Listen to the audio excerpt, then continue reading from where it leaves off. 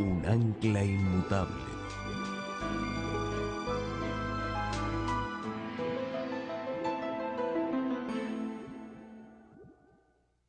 Nuestro tema de estudio en esta noche será el mensaje del segundo ángel.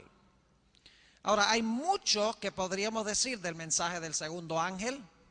Solamente podemos tocar algunos aspectos esta noche, pero suficiente para entender qué quiere decir Dios con este mensaje. Pero queremos pedir que Dios nos acompañe en forma especial esta noche antes de abrir su palabra. Por favor, inclinen sus rostros conmigo para orar. Padre, en este momento nos proponemos abrir tu palabra, lámpara a nuestros pies y lumbrera a nuestro camino. Señor, el mensaje de esta noche es de suprema importancia, al igual que los otros durante la semana, pero particularmente el de esta noche. Te pido, Señor, que tú abras mentes y suavices corazones para recibir el mensaje de esta noche. Te damos gracias, Señor, por la certeza de tu respuesta, porque te lo pedimos en el nombre precioso de tu Hijo, Cristo Jesús. Amén. Para entender el mensaje del segundo ángel necesitamos entender primero el mensaje del primer ángel. Hemos estudiado varias cosas en el transcurso de esta semana. Hemos hablado del evangelio eterno. ¿Qué significa el evangelio eterno? Significa que Jesús bebió la copa de la ira de Dios en nuestro lugar. Jesús pagó el precio para que nosotros no tengamos que pagar el precio. Ya el precio fue pagado. Cuando recibimos a Jesús, no tenemos que sufrir más, no tenemos que pagar más nada, porque el precio fue pago. Eso es vital, porque no todos los cristianos enseñan lo mismo. En segundo lugar, estudiamos lo que significa temer a Dios. Significa que en nuestra adoración le tenemos respeto. No introducimos en el servicio de adoración prácticas y costumbres mundanas, música mundana y otras prácticas que se siguen en el mundo secular. La adoración a Dios debe ser especialmente sagrada. Nos dimos cuenta que el mensaje del primer ángel también nos insta a darle gloria a Dios. Es decir, debemos en nuestra vida reflejar el carácter de Jesús a nuestros semejantes. Nos hemos dado cuenta también que el mensaje del primer ángel dice que estamos ahora en el juicio. Eso significa que si estamos ahora en el juicio a partir de 1844, entonces la gente que ha muerto en Cristo no están ni en el infierno ni en el cielo, sino que están en el sepulcro. Los mensajes de los tres ángeles nos hablan del estado de los muertos. Los muertos nada saben. Como vimos anoche, el mensaje del primer ángel nos llama a adorar al Creador y a guardar su santo sábado. Notamos en otro tema que estudiamos esta semana que los que reciban los mensajes de los tres ángeles guardan los mandamientos de Dios por amor a Jesús, porque tienen los mandamientos escritos en el corazón. No van a decir que la ley fue clavada en la cruz, que es imposible guardar la ley, que no estamos bajo la letra sino bajo el Espíritu, que la gracia de Cristo hace innecesario guardar los mandamientos, porque el mensaje del tercer ángel en su conclusión dice: aquí están los que guardan los mandamientos de Dios. Y anoche hablamos sobre la fe de Jesús, una fe inquebrantable ante las peores circunstancias. No habrá nada en el mundo que pueda sacudir a los hijos de Dios, porque estarán anclados seguramente en el mensaje del primer ángel, un mensaje centrado en Cristo Jesús. Después del primer ángel, tenemos el mensaje del segundo. Y recuerden que los mensajes son secuenciales. Es decir, el segundo ángel sigue en orden el primero. El primero da su mensaje al mundo, luego viene el segundo. Y quiero que noten lo que dice el mensaje del segundo ángel en Apocalipsis 14 y el versículo 8. Otro ángel le siguió diciendo: ha caído Babilonia. Cuando Dios repite algo, es porque ese algo es muy importante. Significa que Babilonia ha caído de verdad. Ha caído Babilonia, la gran ciudad, porque ha hecho beber a todas las naciones del vino del furor de su fornicación. La razón por la cual Babilonia ha caído es porque ha rechazado el mensaje del primer ángel. Babilonia se caracteriza por el hecho de que rechaza las enseñanzas del mensaje del primer ángel, y por esa razón es que Babilonia cae. En vez de Babilonia proclamar el mensaje del primer ángel y todas las enseñanzas que van vinculadas con ese mensaje, Babilonia le da a las naciones de la tierra el vino del furor de su fornicación, y por eso ha caído. Es decir, el vino que da Babilonia está en contraste con el contenido del mensaje del primer ángel. Ahora, para entender más plenamente la caída de Babilonia, necesitamos ir a Apocalipsis, el capítulo 17.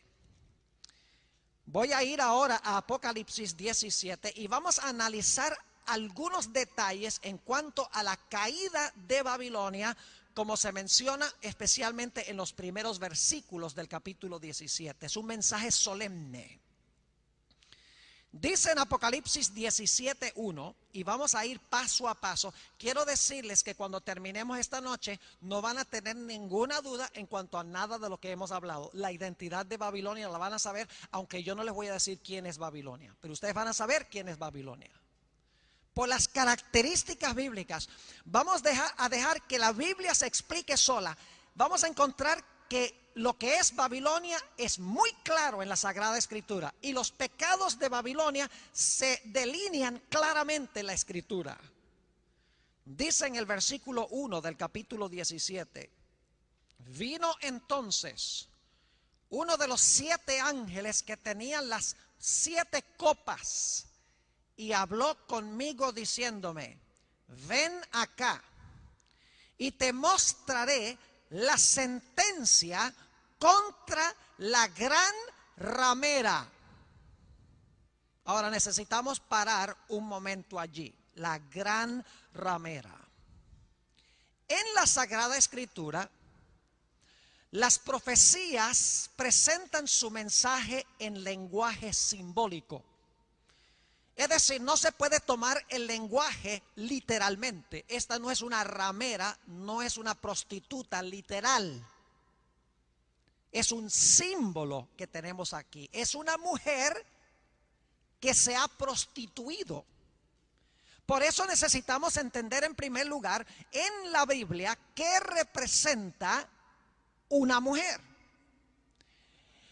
Vamos al libro de los Efesios, el capítulo 5 y el versículo 25 al 27 para ver qué representa una mujer en la Sagrada Escritura simbólicamente. No estamos hablando de esposas literales aquí. El libro de los Efesios, el capítulo 5 y empezando en el versículo 25, dice lo siguiente: maridos, amad a vuestras mujeres, así como Cristo amó a la iglesia y se entregó a sí mismo por ella. Miren el paralelo. Maridos, amad a vuestras mujeres como Cristo, el marido espiritual, amó a su mujer, la iglesia. Es decir, que a una mujer simbólicamente en la Biblia representa la iglesia. Ahora, la iglesia en Efesios 5 es una iglesia pura porque Cristo la santifica, la limpia para presentarse una iglesia sin mancha, ni arruga, ni cosa semejante. Pero la mujer de Apocalipsis 17 es una mujer que se ha prostituido. Como la mujer representa a la iglesia, tiene que representar una iglesia que se ha prostituido, es decir, que no preserva la verdad pura de Dios. Ahora, en el Antiguo Testamento, en el libro de Ezequiel, encontramos este tipo de terminología. Ezequiel, el capítulo 16 y el versículo 30 es muy interesante porque aquí Dios está hablando de Israel, su pueblo en el Antiguo Testamento. Y quiero que noten cómo llama Dios a los que profesan ser su pueblo. Y ojalá ustedes en su tiempo libre, los que están escuchando por radio y también viendo por televisión, ojalá que saquen sus Biblias y lean todo el capítulo 16 de Ezequiel. Es una historia lóbrega, es una historia triste, donde Dios habla del pueblo de Israel, su iglesia del Antiguo Testamento, que se ha prostituido con las naciones, ha adoptado las prácticas paganas de las naciones circundantes. Y solo tenemos tiempo de leer el versículo 30 de Ezequiel 16, a donde Dios dice a su pueblo, los que profesan ser su pueblo: cuán inconstante es tu corazón, dice Jehová el Señor. Habiendo hecho todas estas cosas, obras de una ramera desvergonzada. ¿Qué terminología terrible usa Dios para describir a los que profesaban ser su pueblo? Vez tras vez tras vez en el Antiguo Testamento, cuando Dios habla de la ramera, está hablando de su pueblo que ha apostatado de Dios, adoptando prácticas paganas de las naciones circundantes.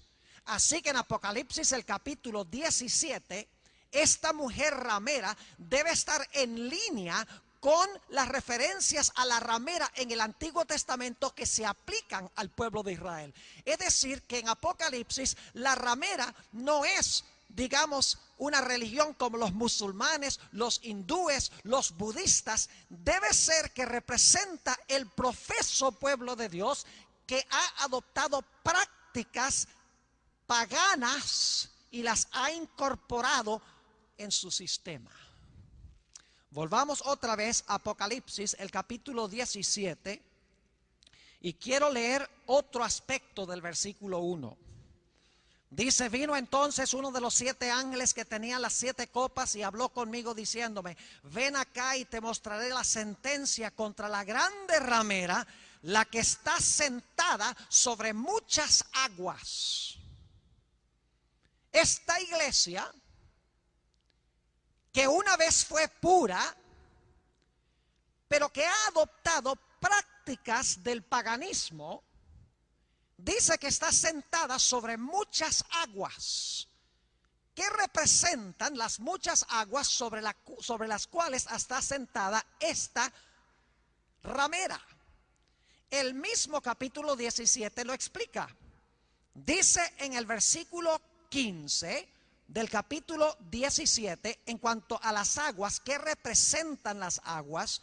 Declara: me dijo también: las aguas que has visto donde la ramera se sienta son pueblos, muchedumbres, naciones y lenguas.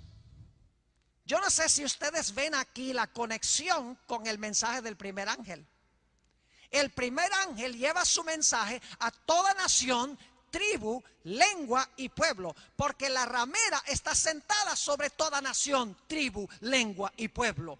El mensaje del primer ángel tiene el propósito de llamar a las gentes sobre las cuales se sienta esta ramera a recibir el mensaje del primer ángel y todo lo que representa el mensaje del primer ángel.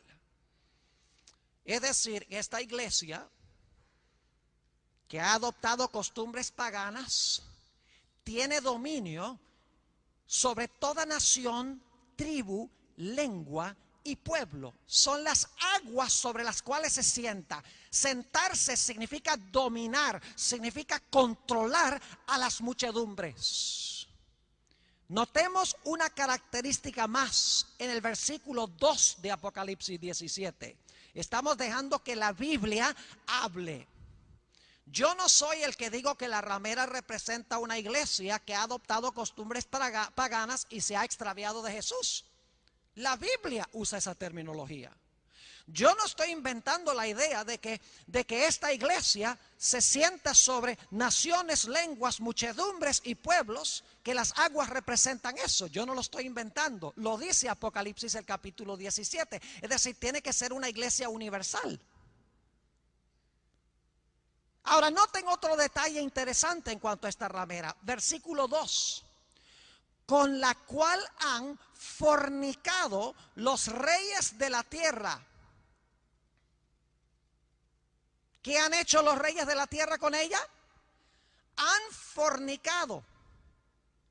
Es decir, que esta es una iglesia que se entremezcla con los asuntos políticos de las naciones.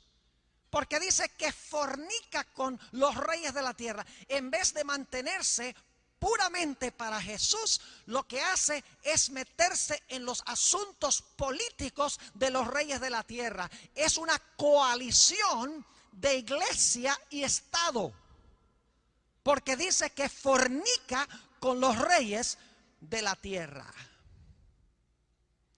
Ahora, ¿cómo se llama esta ramera? Esto es un detalle muy importante. Porque en Apocalipsis 14, versículo 8, el mensaje del segundo ángel dice, cayó Babilonia.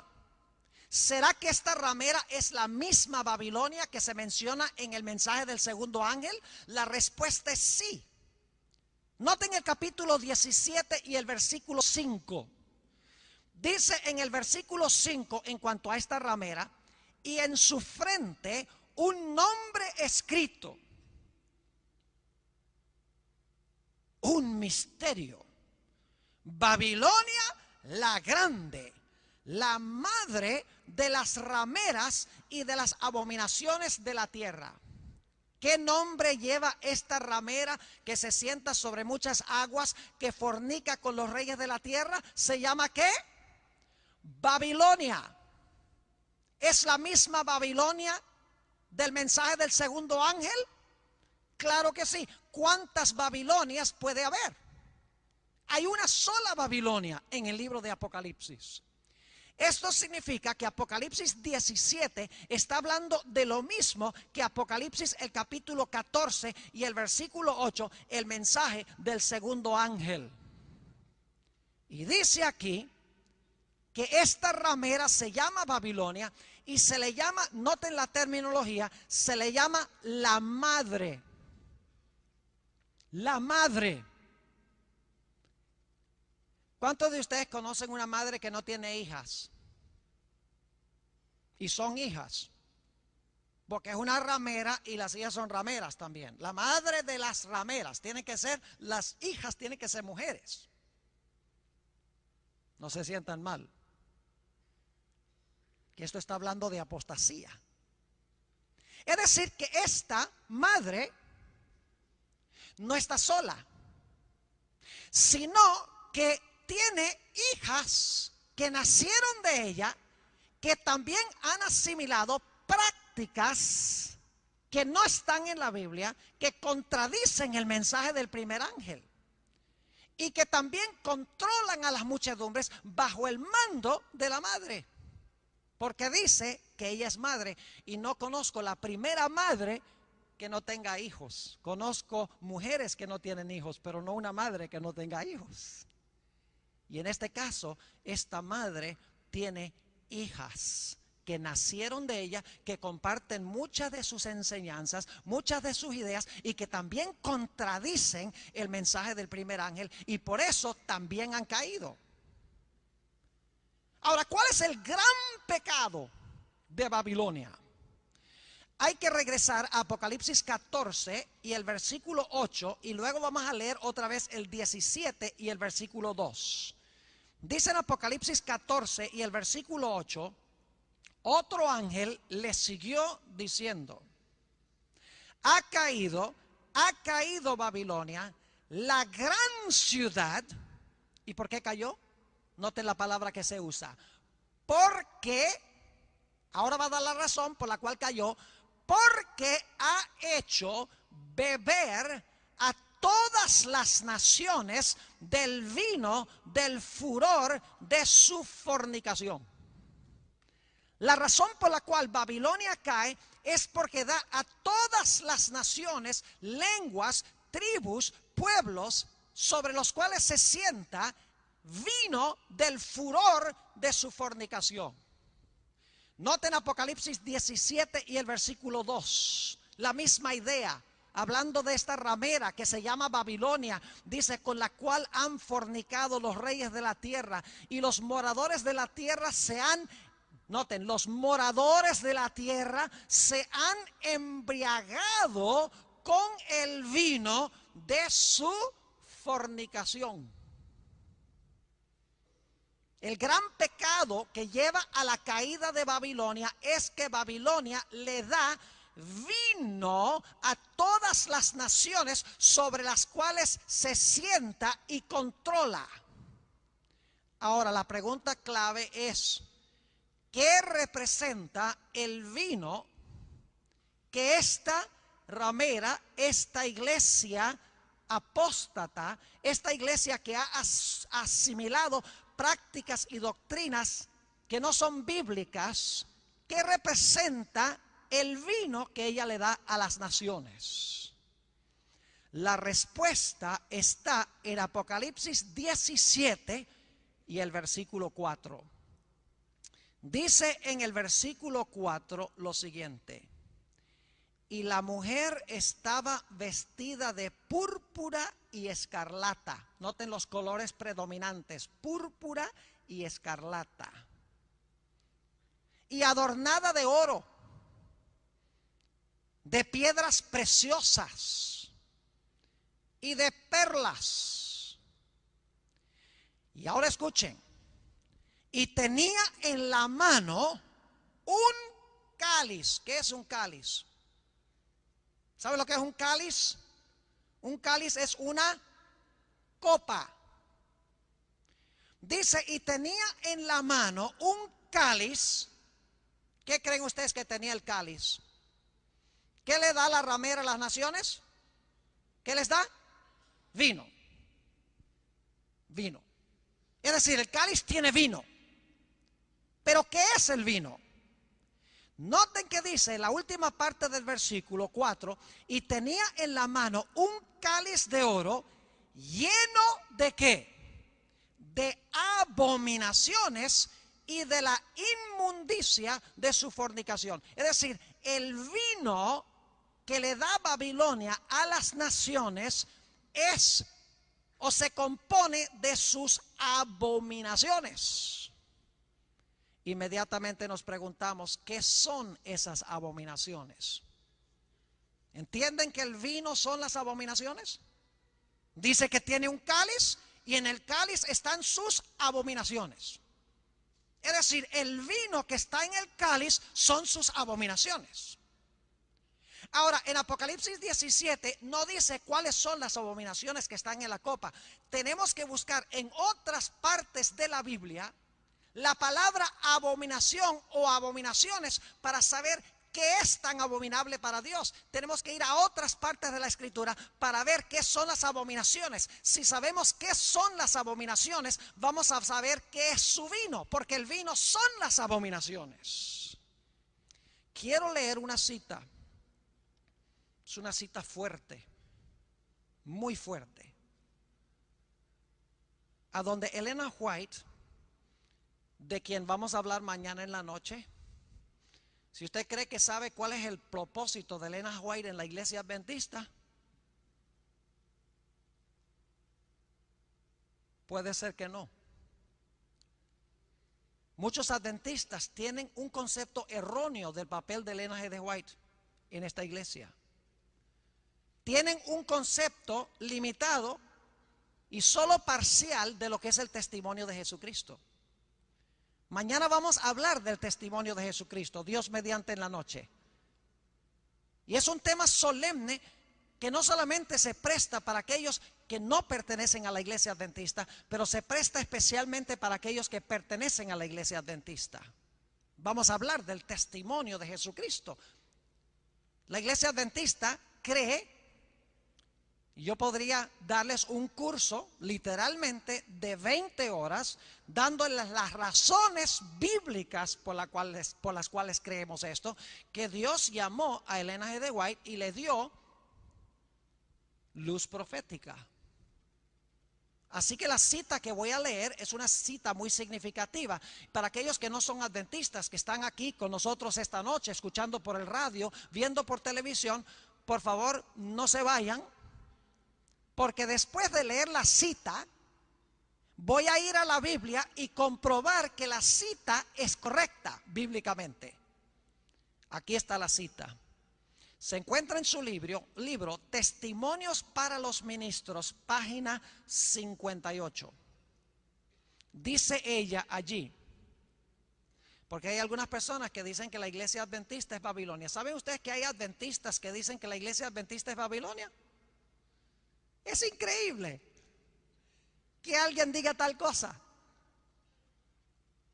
Elena White se opuso a esta idea.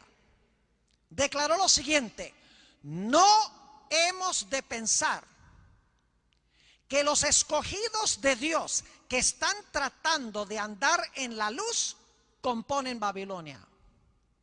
Y ahora viene la declaración fuerte: las denominaciones religiosas caídas son Babilonia. Babilonia ha estado promoviendo doctrinas ponzoñosas, es decir, doctrinas venenosas. El vino del error. ¿Qué representa el vino? ¿Doctrinas qué? Doctrinas venenosas, dice aquí. ¿Cuáles son? Sigue diciendo: este vino de error se compone de falsas doctrinas, tales como la inmortalidad del alma, el tormento eterno de los malos. ¿Recuerdan que estudiamos nosotros un tema sobre el fuego consumidor? Y vimos que el fuego es eterno, pero los impíos no se queman para siempre. Y eso está en el mensaje del tercer ángel y hay que entenderlo correctamente. Dice como la inmortalidad del alma, el tormento eterno de los malos, la negación de la preexistencia de Cristo antes de su nacimiento en Belén, y el defender y exaltar el primer día de la semana por encima del día santo de Dios. ¿Tienen que ver algunas de estas doctrinas con el mensaje del primer ángel? Todas tienen que ver con el mensaje del primer ángel. Son una contradicción del mensaje del primer ángel. Porque el primer ángel dice: adora al Creador en el sábado. Mientras que las denominaciones religiosas caídas dicen: no, es el domingo. El primer ángel dice: la hora de su juicio indica que los muertos nada saben. Las iglesias enseñan que cuando una persona se muere, se va al cielo el alma. La Biblia dice que cuando los impíos son quemados, van a ser reducidos a cenizas. Aun cuando el fuego continúa para siempre, los impíos no se van a continuar quemando para siempre. Babilonia dice exactamente lo contrario. Ahora, ¿son estas las únicas doctrinas? No.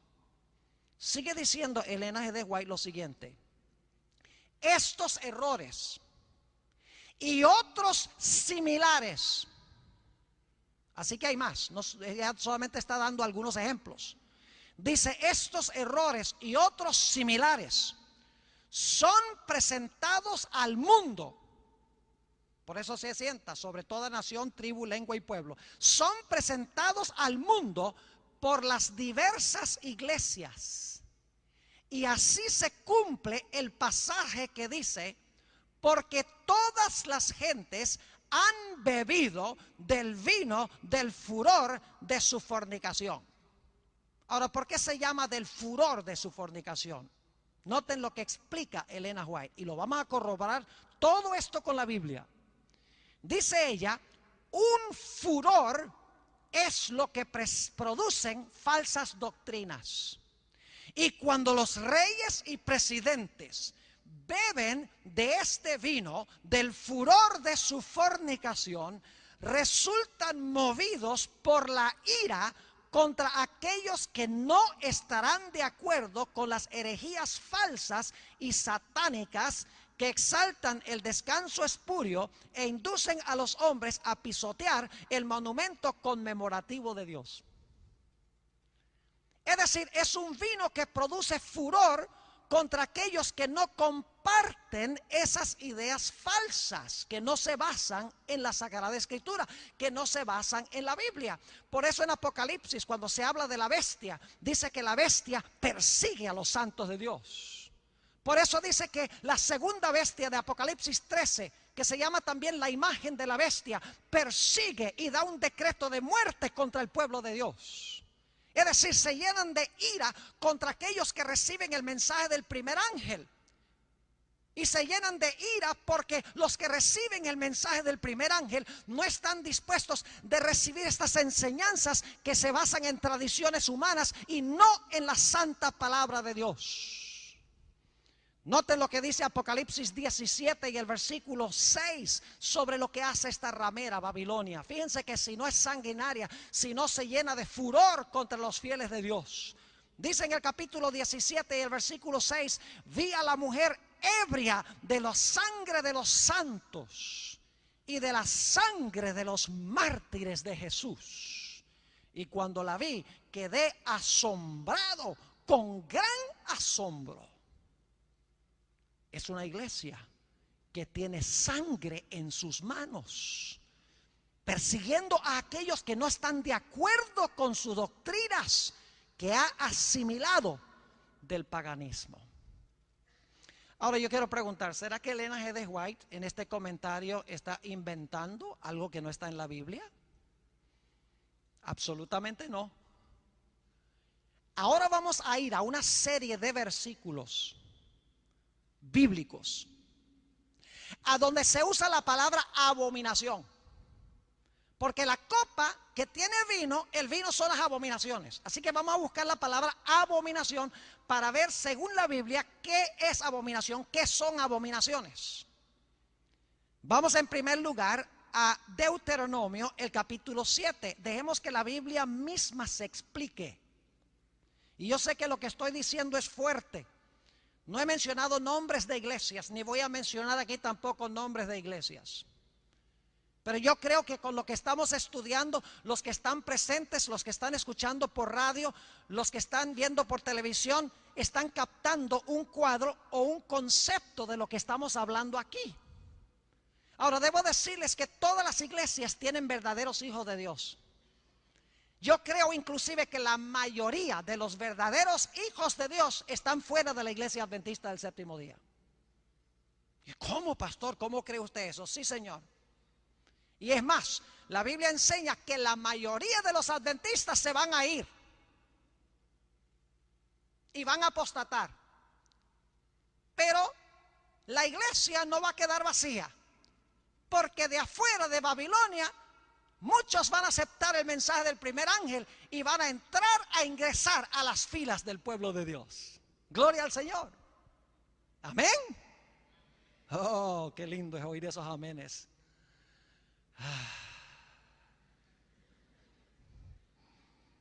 Deuteronomio 7. Los versículos 25 y 26 nos dicen que adorar ídolos es abominación a Jehová. Poner un ídolo e inclinarse ante el ídolo es abominación. Dice en el versículo 25, las esculturas de sus dioses quemarás en el fuego. Dios le está diciendo a Israel qué hacer cuando entren a Canaán. No codiciarás plata ni oro de ellas para tomarlo para ti, es decir, de los ídolos que eran hechos de oro y de plata, para que no tropieces en ello, pues es abominación a Jehová tu Dios. Y no traerás cosa abominable a tu casa, para que no seas anatema. Del todo lo aborrecerás y la abominarás, porque es anatema. Por eso en el Nuevo Testamento ni una sola vez se consigue a un cristiano inclinándose ante un ídolo. Porque el segundo mandamiento dice: no te inclinarás a ellas ni las honrarás. Es decir, es abominación a Jehová inclinarse ante los ídolos hechos por seres humanos. Pero la Biblia tiene otras cosas que decir en cuanto a lo que es abominación. Deuteronomio, el capítulo 18 y el versículo 9 al 12.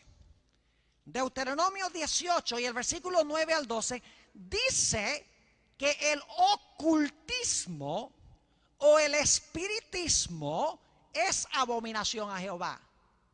Y el espiritismo se basa en la idea de que los muertos no están muertos, en la idea de la inmortalidad del alma. El fundamento del espiritismo es la idea de que el alma es inmortal. Fíjense lo que dice Deuteronomio, el capítulo 18 y el versículo 9 al 12. Dice Dios a Israel: cuando entres a la tierra que Jehová tu Dios te da, no aprenderás a hacer según las abominaciones de aquellas naciones. La misma palabra, claro, en hebreo, pero es la misma palabra equivalente de Apocalipsis 17. Ahora, ¿qué quiere decir esto? No aprenderás a hacer según las abominaciones de aquellas naciones. Dice: no sea hallado en ti quien haga pasar a su hijo o su hija por el fuego. Vamos a volver a eso en unos momentos. Ni quien practique adivinación, ni agorero, ni sortílego, uno que echa suertes, ni hechicero, ni encantador, ni adivino, ni mago, ni quien consulte a los muertos. Porque es que los muertos están muertos. Y cuando se consulta a los muertos, no es el muerto el que está hablando, es Satanás disfrazado del muerto el que está hablando. Como la historia de la pitonisa de Endor. Así el diablo quiere controlar a las masas, dando la impresión de que esta persona que se murió se apareció, la otra persona que se murió se apareció, Dios la mandó al cielo, o tal vez se fue al cielo, se volvió un ángel y volvió a la tierra como un ángel. Porque cuando la gente cree eso, el supuesto familiar o el ángel le puede decir a la persona lo que le dé la gana. Y si la persona cree que es un ángel o un familiar, le va a creer, aunque sea el peor error. Por eso es que Dios dice: no confíes en que los muertos vengan a hablar contigo. Obedece la Biblia. No voces, ni impresiones, ni emociones, ni sentimientos. Porque hoy en día el mundo cristiano lo que quiere es ir a la iglesia a divertirse. Debemos ir a la iglesia, mis apreciados hermanos y hermanas, visitas, jóvenes. Debemos ir a la iglesia con el fin de estudiar la palabra de Dios, descubrir la voluntad de Dios, para estar dispuestos de obedecerla, cueste lo que cueste. Sigue diciendo en el versículo 12: porque es abominación, fíjense la misma palabra, abominación para con Jehová cualquiera que hace estas cosas. Y por estas abominaciones Jehová tu Dios echa estas naciones de delante de ti. No solo idolatría e inclinarse ante ídolos, sino la idea de la inmortalidad del alma, y todas las prácticas que vienen como resultado son abominaciones a Jehová. Son parte de las abominaciones que se encuentran en la copa de esta grande ramera. Pero hay algo más. En Proverbios, el capítulo 28 y el versículo 9, el sabio Salomón nos dice algo muy interesante. Proverbios 28 y el versículo 9, escuchen esto: el que aparta su oído para no oír la ley, ya sea una persona que diga que la ley fue clavada en la cruz, que los cristianos no tienen que guardar la ley, que Cristo guardó la ley en mi lugar, que no estamos bajo la ley sino bajo la gracia, por lo tanto no hay que obedecer la ley de Dios. No importa cuál de esas doctrinas sea, dice: el que aparta su oído para no oír la ley, su oración también es, ¿qué cosa? Abominable. Es decir, descartar la ley de Dios y decir que no se necesita guardar es una abominación ante Jehová. Por eso Apocalipsis dice que los que reciben el mensaje del primer ángel guardan los mandamientos de Dios. Es decir, guardan la ley de Dios porque no han bebido las abominaciones de Babilonia. Pero hay más.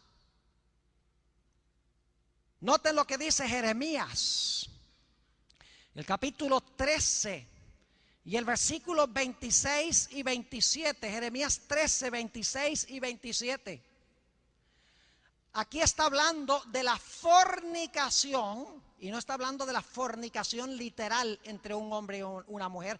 Está hablando del acto de Israel adoptar prácticas y costumbres de las naciones circundantes. Jeremías el capítulo 13 y el versículo 26 y 27 dice, Dios hablando de su pueblo, mire qué fuerte habla Dios de su pueblo. Dice, yo pues descubriré también tus faldas delante de tu rostro. Es decir, te voy a desnudar. Y si leen Apocalipsis 17, dice que Dios va a desnudar la grande ramera que está sentada sobre muchas aguas. Dice, yo pues descubriré también tus faldas delante de tu rostro y se manifestará tu ignominia, tus adulterios, tus relinchos, la maldad de tu fornicación sobre los collados. En el campo vi tus abominaciones. Es decir, fornicación espiritual, no preservar la verdad de Dios pura, sino adoptar prácticas de las naciones circundantes, prácticas que no están en la santa palabra de Dios. El profeta Jeremías las llama abominaciones. Nota lo que dice Lucas 16 y el versículo 15. Fíjate, estamos dejando que la Biblia nos diga qué es abominación, qué son abominaciones. Lucas el capítulo 16 y el versículo 15. Ya dijimos que los que enseñan que no hay que guardar la ley, que no hay que oír la ley, su oración es abominable. Pero hay otro lado de la moneda. Están primero los que dicen la ley no hay que guardarla.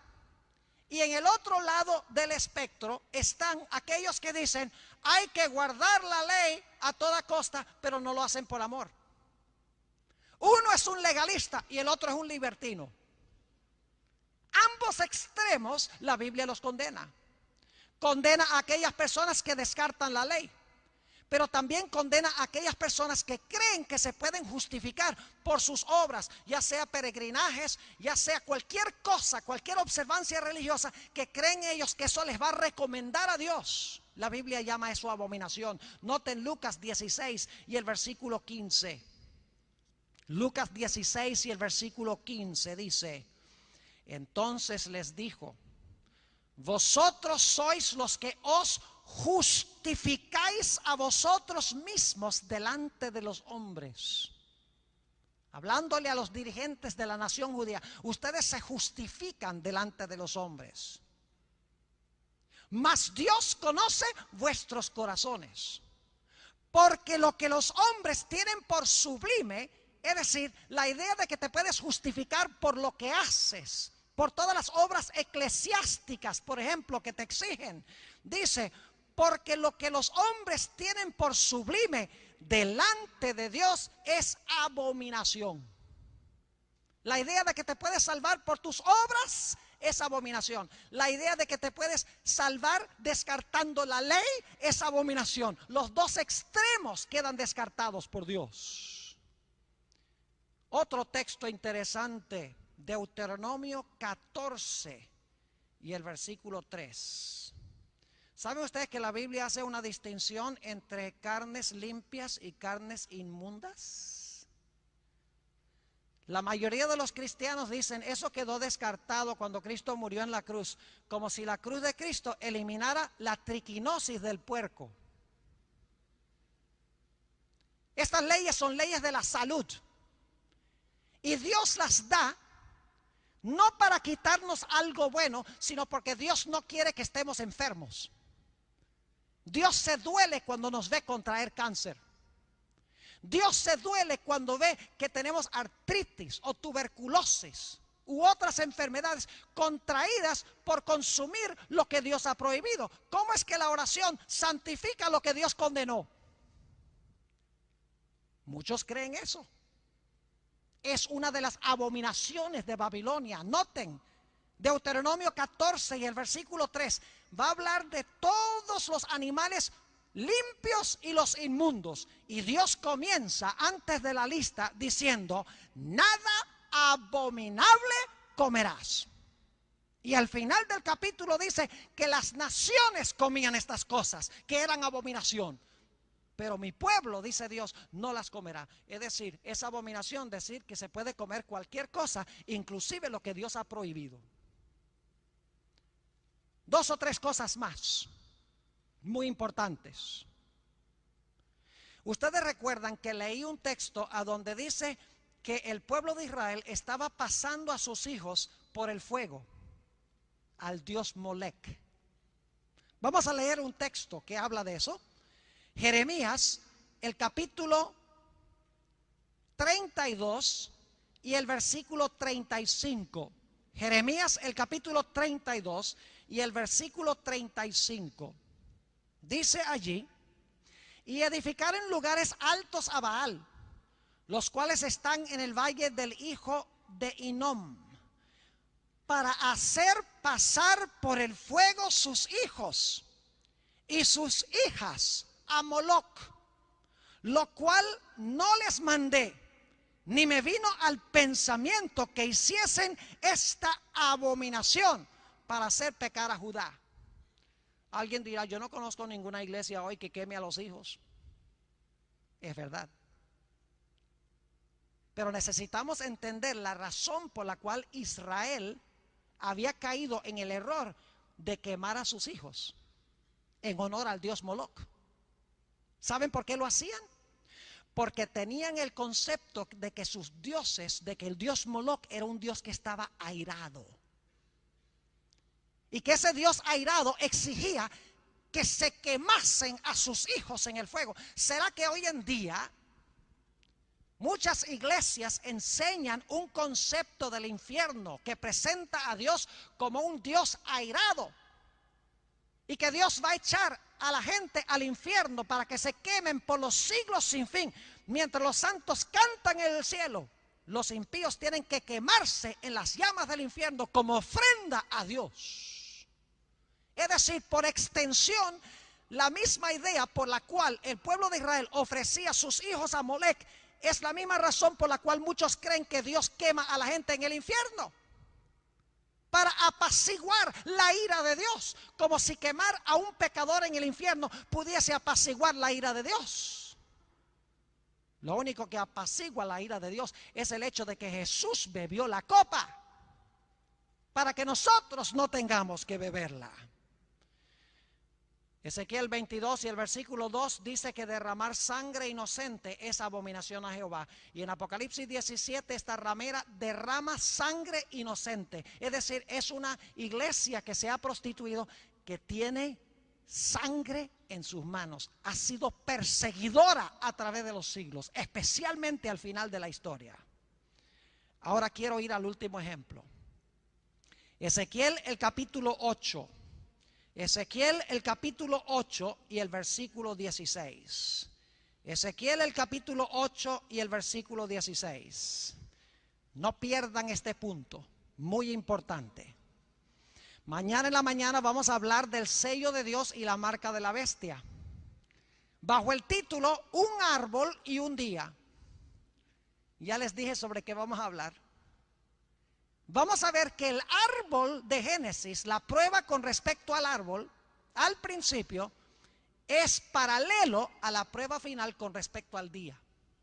Se van a quedar maravillados de ver el paralelo tan impresionante entre la primera prueba de la historia y la última prueba de la historia. El libro de Apocalipsis habla del contraste entre el sello de Dios y la marca de la bestia. Ahora fíjense ustedes, Ezequiel el capítulo 8 y el versículo 16. Un poquito de trasfondo. Ezequiel 8 se conoce como el capítulo de las abominaciones que se están cometiendo en Jerusalén. Es decir, no son abominaciones que están cometiendo los filisteos y los egipcios y los babilonios. Son abominaciones que está cometiendo el pueblo de Dios, los que profesan ser pueblo de Dios. Y si ustedes leen Ezequiel 8, el capítulo comienza con Dios mostrándole a Ezequiel una abominación que su pueblo está cometiendo, su pueblo profeso. Y Ezequiel dice, vaya, qué terrible esa abominación. Dios dice, eso no es nada, te voy a mostrar una abominación peor que esa. Y entonces Dios le muestra otra abominación. Y Ezequiel dice, qué bárbaro, no puede haber nada peor que eso. Dios dice, eso no es nada, te voy a mostrar una abominación peor que esa. Y la peor abominación es la que culmina la lista. En Ezequiel el capítulo 8 y el versículo 16, no pierdan este punto. Dice allí en Ezequiel 8 y el versículo 16, esto lo estaban haciendo los sacerdotes y el pueblo profeso de Dios en Jerusalén. Babilonia no es un poder ateo o un poder hindú o un poder budista o un poder musulmán. Es un poder cristiano que profesa ser cristiano. Note lo que dice Ezequiel 8 y el versículo 16. Y me llevó al atrio de adentro de la casa de Jehová. Y he aquí, junto a la entrada del templo de Jehová, entre la entrada y el altar, como 25 varones, sus espaldas vueltas al templo de Jehová y sus rostros hacia el oriente, y adoraban al sol postrándose hacia el oriente. La peor abominación de todas es que el pueblo de Israel estaba adorando al Dios Sol y le estaban dando la espalda a Dios al adorar al Dios Sol. Y alguien dirá, pero Pastor Bor, hoy en día no hay ninguna iglesia que adore el sol. No hay ninguna iglesia cristiana que adore el sol. Eso es verdad. Pero ¿qué día guardan la mayoría de las iglesias cristianas? ¿Qué día? El séptimo día. No, ¿cuál día? El primer día. ¿Y cuál es el primer día? ¿El día de qué? Domingo. ¿Pero es el día del qué? En todas las civilizaciones antiguas, el domingo, el primer día de la semana, es el día del sol. Y algunos dirán, pero Pastor Bor, no es lo mismo adorar al sol que adorar en el día del sol. Y yo quiero decirles que sí es. Permítame explicarles cómo. ¿Quién hizo el sol? Dios. ¿Lo hizo para la adoración? ¿Le dio alguna santidad al sol? No. ¿Qué pasa entonces si usted emplea el sol con propósitos santos o sagrados, como un objeto de adoración? ¿Qué pasa? ¿Cómo se llama eso? Se llama idolatría. Porque idolatría es tomar cualquier cosa para la adoración que Dios no hizo para la adoración. Es convertir en santo lo que Dios no hizo santo. Ahora yo pregunto, ¿quién hizo el primer día de la semana? ¿Quién hizo el primer día de la semana? Dios. ¿Lo hizo para la adoración? ¿Le dio santidad? No. Entonces, ¿qué sucede si los seres humanos toman un día que Dios no le dio santidad y lo convierten en un día santo de adoración? ¿Es el mismo principio? Claro que sí. Porque es tomando algo secular y atribuirle santidad. No importa si es un objeto, el sol, o si es un día. El principio es el mismo. Es el hombre santificando y usando para la adoración lo que Dios no ha santificado y no ha establecido para la adoración. Y ustedes pueden buscar desde Génesis hasta Apocalipsis y van a encontrar No van a encontrar, mejor dicho, ningún versículo en ninguna parte donde diga que Dios ha cambiado el día de reposo, donde ha dicho ya el sábado no es santo, ahora el domingo es santo. No lo van a encontrar. Ojalá yo pudiera decirles esta noche a los que me escuchan por radio, que están probablemente escuchando este tema aterrados. Ojalá yo pudiera decirles que está bien hacer esto, no importa el día que tú guardes, pero si yo dijera eso, yo estaría mintiendo. Y cuando yo acepté el llamado para ser pastor, acepté el cometido de que iba a estudiar la palabra de Dios, iba a predicarla con todo su poder y con toda su claridad, como Dios la ha dado en su santo libro. Y muchas veces no es fácil. No crean ustedes que para mí es fácil pararme aquí en esta noche y decir estas cosas que estamos hablando. No es fácil. Porque yo no quiero ofender a nadie. Yo quiero que todos sepan que yo los amo. Dios da estos mensajes porque nos ama. Dios no quiere que nosotros permanezcamos en el error. Dios quiere que recibamos la verdad. Porque nuestra salvación eterna está en juego. El segundo ángel dice, vamos a ver en unos momentos, sal de Babilonia. Y el tercer ángel dice, si no sales, va a caer sobre ti la ira de Dios. Una persona durante esta semana estaba diciendo, uy, el pastor Bol lo que predica medio asusta. ¿Ustedes creen que lo que yo predico asusta? Lean el mensaje del tercer ángel. Ya no soy yo el que les está dando el susto. Es Dios. Y Dios lo pone claro y fuerte. No adores la bestia, no adores su imagen, no recibas su marca. No por ofendernos, sino porque Dios quiere salvarnos. Él no quiere que adoremos la bestia, ni que adoremos su imagen, ni que recibamos la marca de la bestia. Él quiere que recibamos el mensaje del primer ángel para que nos podamos salvar. Dios no quiere derramar su ira sobre nosotros. Él quiere que recibamos el evangelio eterno y todo lo que está incluido en esa designación, para que no tengamos que beber la copa de la ira de Dios. Mis apreciados hermanos y amigos, jóvenes, señoritas, los que me escuchan por radio y por televisión, la palabra de Dios deja muy en claro que al final de la historia va a haber una gigantesca apostasía en el cristianismo.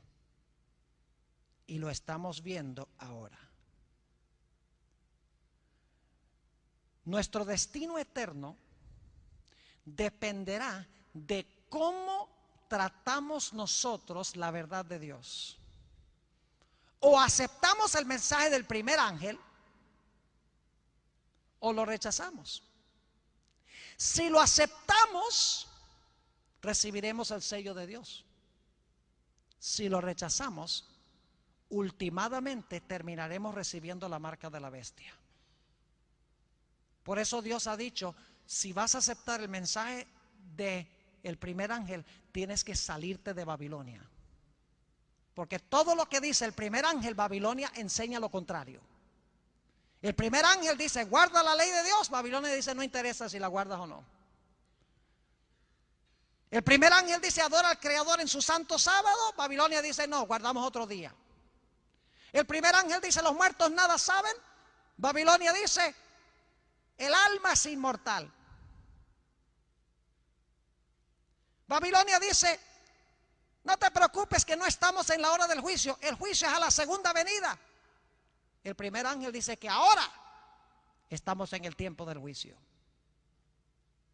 El contraste es marcado. Por eso, si tú aceptas el mensaje del primer ángel, vas a aceptar el del segundo. Y si aceptas el segundo, no va a caer sobre ti el castigo del tercero. Son secuenciales.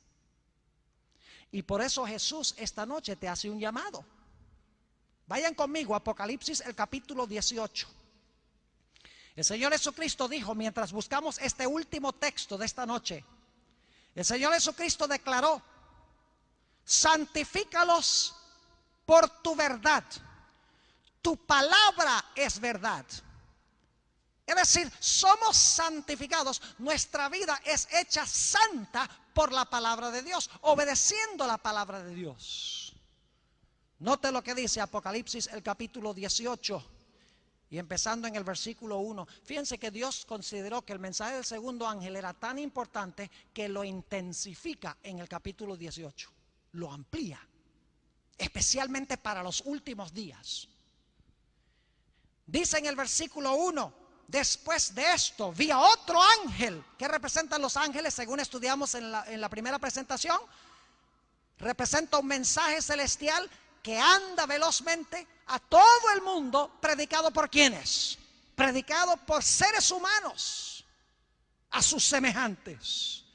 Después de esto vi a otro ángel descender del cielo, es decir, un mensaje celestial con gran poder, y la tierra fue alumbrada con su gloria.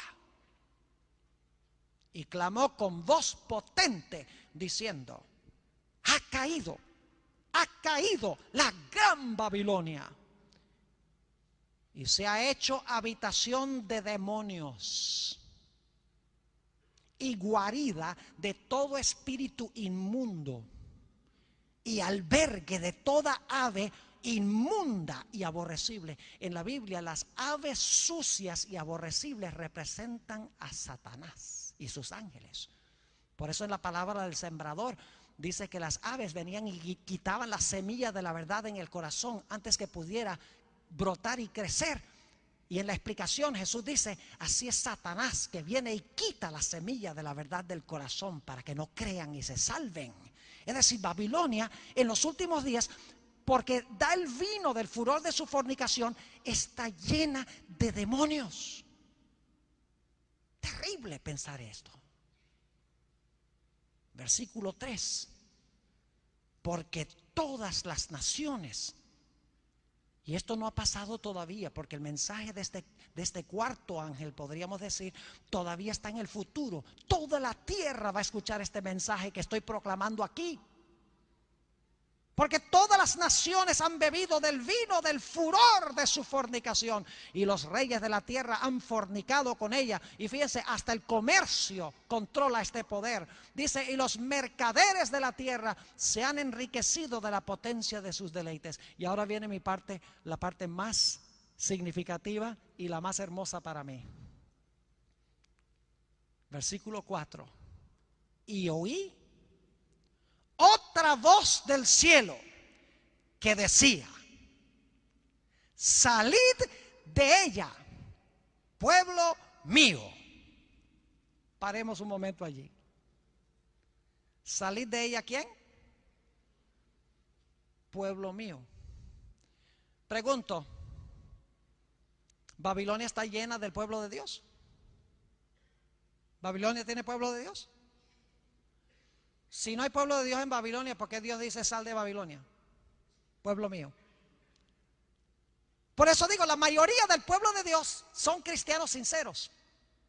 Están en todas las iglesias, aman a Jesús, están buscando la verdad, tienen un corazón sincero, tienen hambre y sed de justicia, como dice Jesús en las bienaventuranzas. Anhelan conocer la verdad, están buscando la verdad. El Señor Jesucristo no los va a chasquear, con tal que tengan sinceridad y estén buscando y sirviendo a Dios de acuerdo a lo que mejor conocen. Dios recibe su servicio, y el cielo estará lleno de gente que no fueron adventistas del séptimo día, porque no conocieron. Pero en los últimos días todo el mundo va a tener la oportunidad de conocer lo que estamos predicando esta noche, porque dice: toda la tierra fue alumbrada de su gloria. No se escapa ningún ser humano. Por eso digo que los adventistas deberíamos estar proclamando estos mensajes que estamos hablando aquí. Yo sé que esta semana ha sido muy teológica,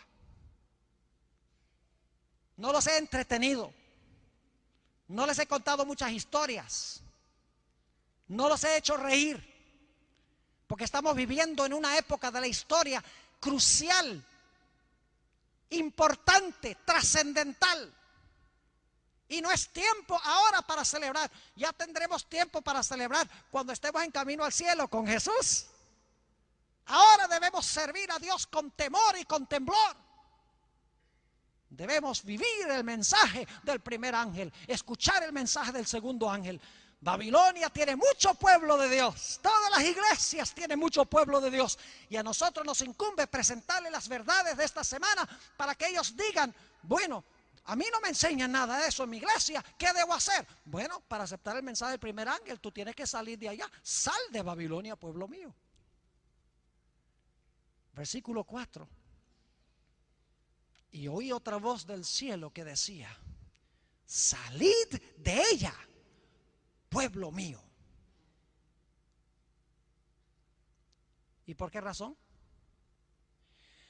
Para que no seáis partícipes de sus pecados, o sea, sus abominaciones, ni recibáis parte de sus ¿qué? De sus plagas. Pregunta, los que saben que deben salir de Babilonia y no salen, ¿qué van a recibir? Las plagas, no lo digo yo, lo dice la Biblia. Por eso Dios hace este llamado tan urgente a los que estamos reunidos aquí en esta noche, a los que están escuchando por la emisora de radio, a los que ven por televisión. Dios te llama a aceptar toda la verdad del mensaje del primer ángel, la ley, el sábado, lo que enseña la Biblia en cuanto al estado de los muertos, lo que enseña la Biblia en cuanto a glorificar al Creador, el verdadero concepto del evangelio eterno. Dios te llama a aceptar toda la verdad para que seas santificado o santificada por la verdad. Yo quiero preguntar en esta noche, al llegar a la conclusión, tenemos a una hermana que va a cantar un himno especial para nosotros ahora. Yo he hecho llamados otras noches, han venido personas al frente, doy gloria a Dios por eso, pero hay muchas personas que yo sé que están aquí que no han venido al frente porque les resulta difícil tal vez pararse enfrente de la gente, posiblemente la presión de los compañeros, posiblemente la presión de los padres, posiblemente digan no, el qué dirán. Pues esta noche yo quiero darles la oportunidad de que ustedes respondan al llamado del Señor. Quiero preguntar en esta noche, ¿cuántos de los presentes quieren decirle al Señor Jesucristo, Señor Jesús, ahora entiendo la importancia del mensaje del primer ángel? Ahora entiendo la importancia de las verdades distintivas que se presentan en este mensaje. Pastor, yo no sabía estas cosas. Yo he estado posiblemente observando el día de reposo que no está en la Biblia. Posiblemente, pastor, yo he tenido un concepto equivocado de la ley. Posiblemente no me di cuenta de que estamos ahora en el juicio y que debo darle gloria a Dios. Debo contemplar a Jesús, estudiar su palabra, orar, acercarme a Él, porque la hora de su juicio ha llegado. Yo quiero preguntar en esta noche, ¿hay alguien aquí que quiere decirle al Señor Jesús, en esta noche yo estoy dispuesto de recibir y aceptar toda la verdad de Dios como se revela en su santa palabra? ¿Quiere levantar la mano? Muchos ya la han recibido. Gloria a Dios. Me estoy refiriendo especialmente a aquellas personas que desconocían esto y que están dispuestas de recibir la verdad de Dios en su totalidad. ¿Quiere levantar la mano? Aquellas personas. ¿Hay alguien aquí en esta noche? Varios levantaron la mano. Tenemos varias manos levantadas. Podría pedirles que se coloquen de pie. No les voy a llamar a venir al frente esta noche. Nada más párense a donde están en este instante, diciendo, yo voy a recibir toda la verdad de Dios, sin excepción. Y si es necesario salir de Babilonia, voy a salir de Babilonia. Estoy dispuesta de salir de Babilonia, cueste lo que cueste. Escuchen, jóvenes. Yo sé que muchos de ustedes tienen padres que no son adventistas. Yo sé eso. Y le tienen temor a sus padres. ¿El qué dirán sus padres si ustedes deciden aceptar toda la verdad? Jóvenes, yo sé que ustedes aman a sus padres. Yo amo a mis padres también. Pero la Biblia dice que no podemos amar más a nuestros padres que a Dios. No podemos amar más a nuestros hermanos y hermanas que a Dios. No podemos amar más a nuestros amigos y amigas que a Dios. Es de crucial importancia que nosotros pongamos a Dios en primer lugar. No rechaces este llamado esta noche, porque es el último llamado de este tipo que voy a hacer en esta noche. Doy gloria a Dios por las personas que han respondido. Hay varias a través del auditorio. Hay personas que están escuchando el radio que han aceptado el mensaje de esta noche. Hay personas que van a ver el programa de televisión y van a aceptar el mensaje de esta noche. Doy gloria a Dios por eso, pero hay más. No endurezcas tu corazón, tu salvación eterna está en juego. Vamos a escuchar las notas de este himno.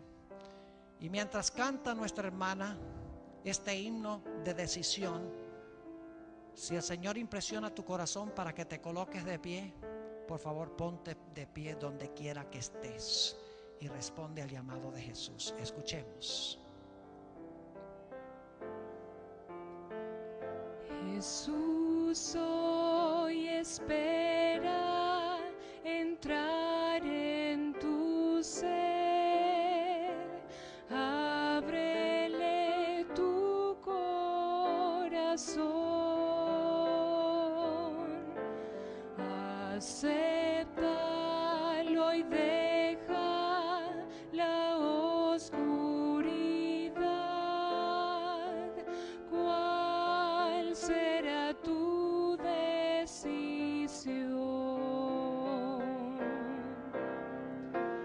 Cada momento esperándote está, y ahora te llama otra vez. Si le abres la puerta de tu corazón, Él será tu Salvador. ¿Estás dispuesto esta noche de abrir tu corazón a Jesús y escuchar su voz? Salir de ella, pueblo mío. Ahora quiero hacer un llamado a otro grupo de personas. Hay adventistas aquí que transitaron los caminos de Dios, pero han tenido desánimo, tal vez se han extraviado, se han ido del camino, se han desanimado. Yo quiero hacer un llamado a ustedes en esta noche. ¿Cuántos de los que son adventistas aquí quieren decirle al Señor Jesucristo: Señor, yo quiero regresar al camino y yo quiero andar por el camino de verdad, como tú lo revelas en tu palabra? ¿Hay alguien aquí que cabe con esa descripción? Un adventista que tal vez se ha ido afuera y necesita regresar y andar por los caminos de Dios. Tal vez joven, señorita, es difícil las presiones sociales y como que nos desviamos del camino y necesitamos regresar. ¿Hay algún hermano o hermana aquí en esta noche que quiere decirle a Jesús: Señor Jesús, en esta noche yo escojo regresar plenamente a tu camino? ¿Alguien en esta noche que quiere decirle eso a Jesús? Gloria a Dios. Por favor, colócate de pie. Voy a pedir que también se coloquen de pie. Gloria al Señor. Señor te bendiga. Ve, hay varios en esta noche. Gloria al Señor. Gloria a Dios. Alabo y glorifico al Señor por estos preciosos jóvenes. Jóvenes, el diablo los quiere agarrar a ustedes. Él sabe que ustedes tienen la energía para terminar la obra, y Él va a hacer todo lo posible por agarrarlos y arrebatárselos al Señor. No lo permitan. Háganle frente a Satanás y díganle: yo voy a servir a Jehová. Tú no vas a ser el Señor de mi vida. Jesús va a ser el Señor de mi vida. Escuchemos la segunda estrofa de este himno antes de tener nuestra oración. Escuchen las palabras y por favor, mientras escuchan las notas, respondan a Jesús. No solo los que no lo hayan aceptado, sino aquellas personas que necesitan regresar a los caminos de Dios. Escuchemos.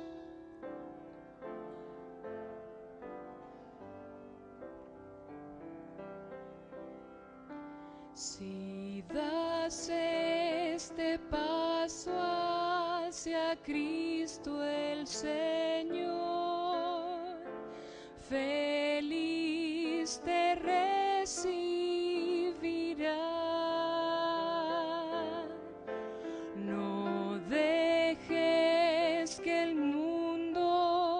te aparte de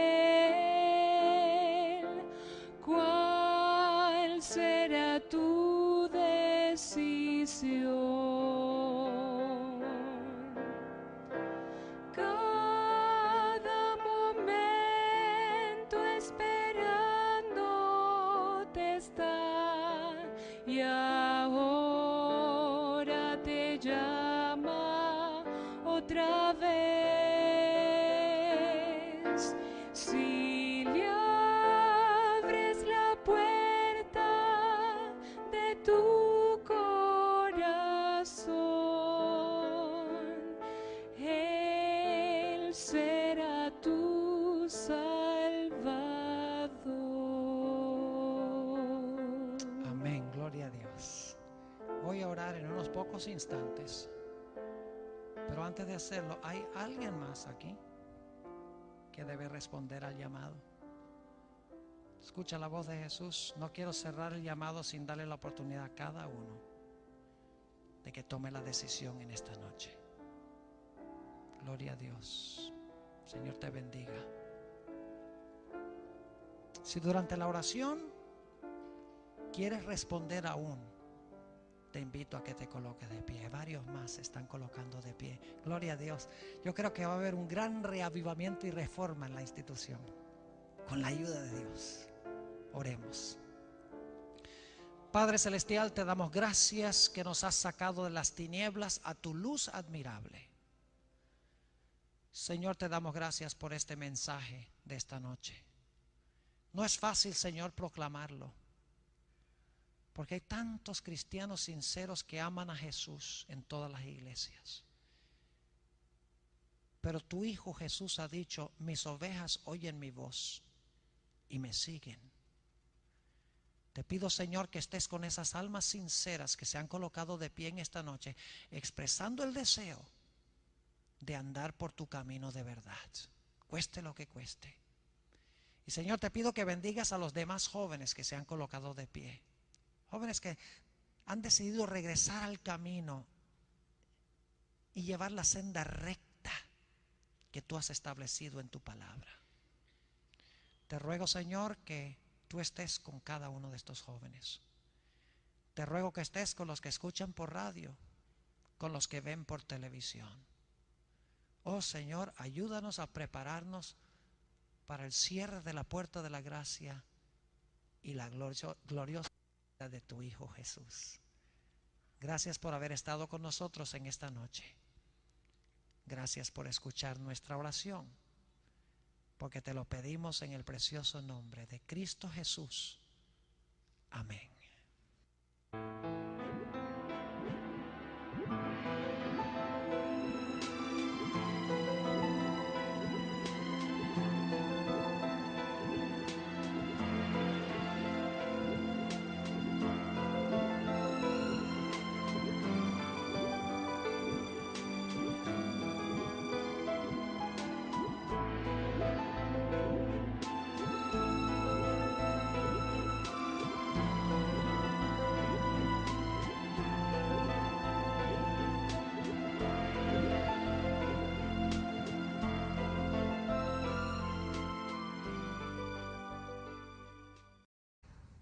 Es una historia triste donde Dios habla del pueblo de Israel, su iglesia del Antiguo Testamento, que se ha prostituido con las naciones, ha adoptado las prácticas paganas de las naciones circundantes.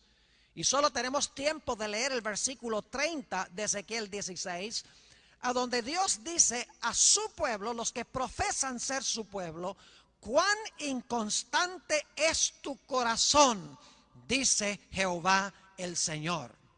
Habiendo hecho todas estas cosas, obras de una ramera desvergonzada. ¿Qué terminología terrible usa Dios para describir a los que profesaban ser su pueblo? Vez tras vez en el Antiguo Testamento, cuando Dios habla de la ramera, está hablando de su pueblo que ha apostatado de Dios, adoptando prácticas paganas de las naciones circundantes. Así que en Apocalipsis el capítulo 17, esta mujer ramera debe estar en línea con las referencias a la ramera en el Antiguo Testamento que se aplican al pueblo de Israel.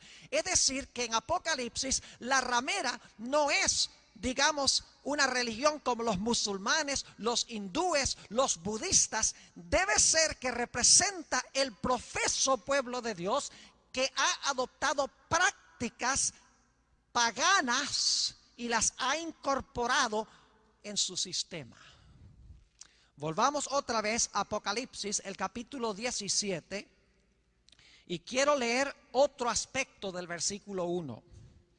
Dice: vino entonces uno de los 7 ángeles que tenía las 7 copas y habló conmigo diciéndome: ven acá y te mostraré la sentencia contra la grande ramera, la que está sentada sobre muchas aguas. Esta iglesia, que una vez fue pura, pero que ha adoptado prácticas del paganismo, dice que está sentada sobre muchas aguas. ¿Qué representan las muchas aguas sobre las cuales está sentada esta ramera? El mismo capítulo 17 lo explica. Dice en el versículo 15 del capítulo 17, en cuanto a las aguas, ¿qué representan las aguas? Declara: me dijo también, las aguas que has en la Sagrada Escritura, las profecías presentan su mensaje en lenguaje simbólico. Es decir, no se puede tomar el lenguaje literalmente. Esta no es una ramera, no es una prostituta literal. Es un símbolo que tenemos aquí. Es una mujer que se ha prostituido. Por eso necesitamos entender en primer lugar en la Biblia qué representa una mujer.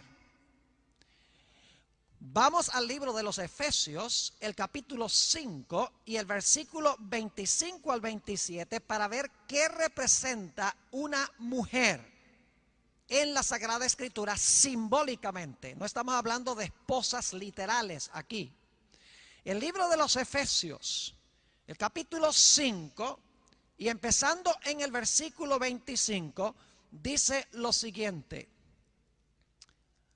maridos, amad a vuestras mujeres, así como Cristo amó a la iglesia y se entregó a sí mismo por ella. Miren el paralelo. Maridos, amad a vuestras mujeres como Cristo, el marido espiritual, amó a su mujer, la iglesia. Es decir, que a una mujer simbólicamente en la Biblia representa la iglesia. Ahora, la iglesia en Efesios 5 es una iglesia pura porque Cristo la santifica, la limpia para presentarse una iglesia sin mancha, ni arruga, ni cosa semejante. Pero la mujer de Apocalipsis 17 es una mujer que se ha prostituido. Como la mujer representa a la iglesia, tiene que representar una iglesia que se ha prostituido, es decir, que no preserva la verdad pura de Dios. Ahora, en el Antiguo Testamento, en el libro de Ezequiel, encontramos este tipo de terminología. Ezequiel, el capítulo 16 y el versículo 30 es muy interesante porque aquí Dios está hablando de Israel, su pueblo en el Antiguo Testamento. Y quiero que noten cómo llama Dios a los que profesan ser su pueblo. Y ojalá ustedes en su tiempo libre, los que están escuchando por radio y también viendo por televisión, ojalá que saquen sus Biblias y lean todo el capítulo 16 de Ezequiel. Es una historia lóbrega. Cuando Dios repite algo, es porque ese algo es muy importante. Significa que Babilonia ha caído de verdad. Ha caído Babilonia, la gran ciudad, porque ha hecho beber a todas las naciones del vino del furor de su fornicación. La razón por la cual Babilonia ha caído es porque ha rechazado el mensaje del primer ángel. Babilonia se caracteriza por el hecho de que rechaza las enseñanzas del mensaje del primer ángel, y por esa razón es que Babilonia cae.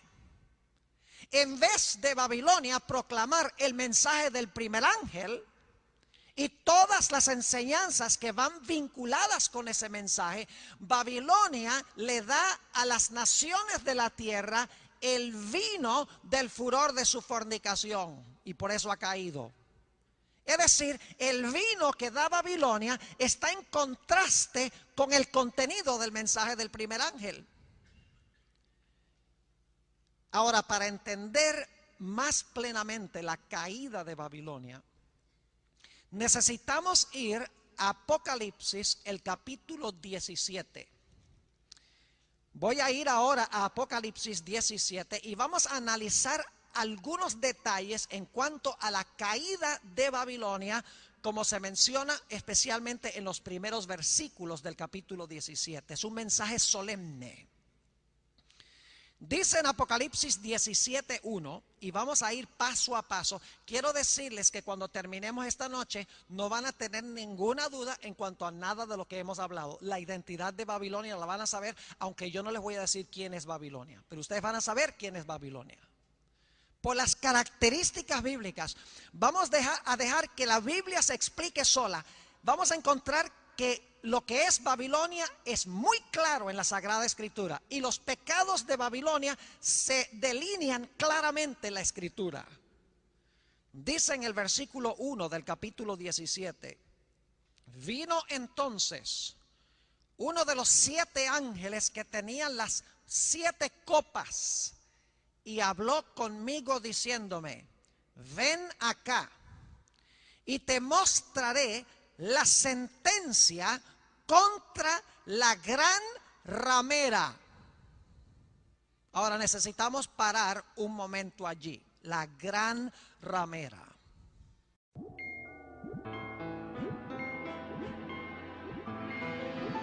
Un ancla inmutable.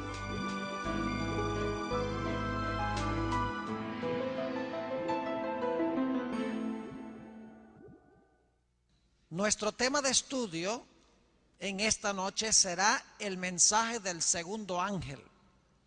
Ahora, hay mucho que podríamos decir del mensaje del segundo ángel. Solamente podemos tocar algunos aspectos esta noche, pero suficiente para entender qué quiere decir Dios con este mensaje.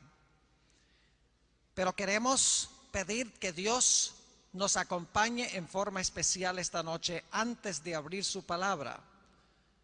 Por favor, inclinen sus rostros conmigo para orar. Padre, en este momento nos proponemos abrir tu palabra, lámpara a nuestros pies y lumbrera a nuestro camino. Señor, el mensaje de esta noche es de suprema importancia, al igual que los otros durante la semana, pero particularmente el de esta noche. Te pido, Señor, que tú abras mentes y suavices corazones para recibir el mensaje de esta noche. Te damos gracias, Señor, por la certeza de tu respuesta, porque te lo pedimos en el nombre precioso de tu Hijo, Cristo Jesús. Amén. Para entender el mensaje del segundo ángel necesitamos entender primero el mensaje del primer ángel. Hemos estudiado varias cosas en el transcurso de esta semana. Hemos hablado del evangelio eterno. ¿Qué significa el evangelio eterno? Significa que Jesús bebió la copa de la ira de Dios en nuestro lugar. Jesús pagó el precio para que nosotros no tengamos que pagar el precio. Ya el precio fue pagado. Cuando recibimos a Jesús, no tenemos que sufrir más, no tenemos que pagar más nada, porque el precio fue pago. Eso es vital.